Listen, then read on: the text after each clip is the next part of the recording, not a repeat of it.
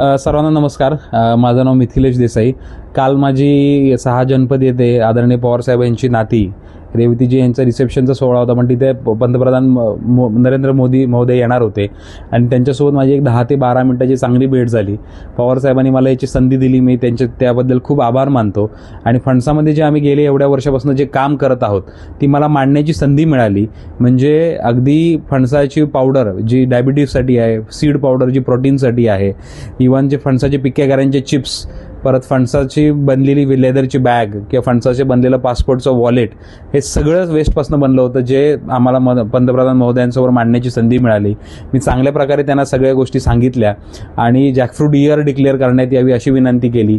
परत फणसामध्ये एक मोठं क्लस्टर व्हावं कोकणामध्ये अशा पद्धतीची तिथे रिक्वेस्ट केली. आणि जे सगळे ओव्हरऑल जॅकफ्रूटचं ग्लोबल स्कोप आहे किंवा एक्सपोर्टमध्ये किती त्याला संधी आहे, तर ह्या प्रकारची सगळी मला गोष्टी त्यांच्यासमोर मांडण्याची संधी मिळाली. आणि ह्याचं चांगलंच आम्ही सोनं करू.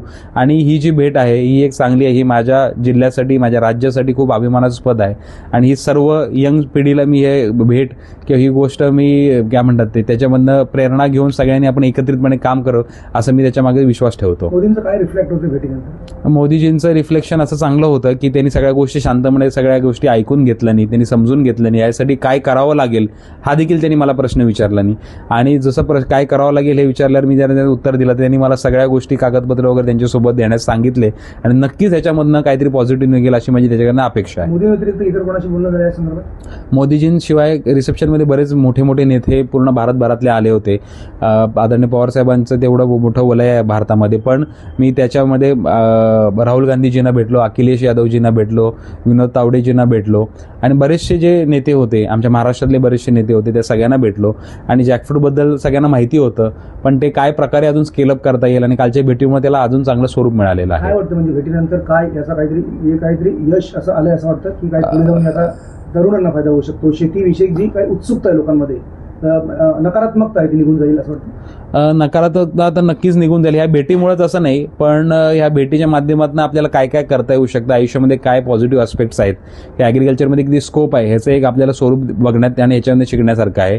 भेटीमधून चांगला आउटकम म्हणजे ह्याच्या माध्यमातून त्यांनी जशा पद्धतीने रिस्पॉन्स मला दिला त्यातनं चांगलं काहीतरी आउटकम निघेल. काही नाही झालं तरी जॅकफ्रूटला एक चांगलं देश पातळीवरचं एक ब्रँडिंग, प्रमोशन, मार्केटिंग मिळालं. मला मांडण्याची संधी मिळाली. आदरणीय मोदी साहेबांनी देखील त्याचं ब्रँडिंग, प्रमोशन आणि तेवढा वेळ दिला.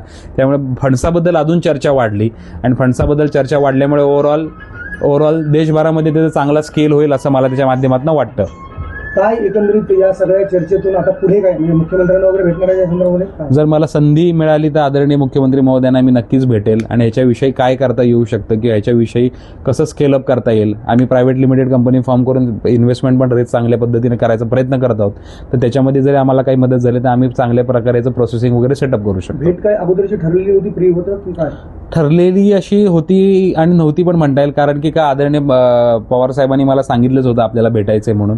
पण एवढ्या मोठ्या आणि एवढ्या सगळ्या लोकांमध्ये ती संधी मिळेल असं मला बिलकुल त्याच्यामध्ये जाणवत नव्हतं, पण ती चांगली संधी मिळाली आणि त्यामुळे मला चांगलं तिथं प्रेझेंट करायची म्हणजे संधी मिळाली त्याच्यामध्ये.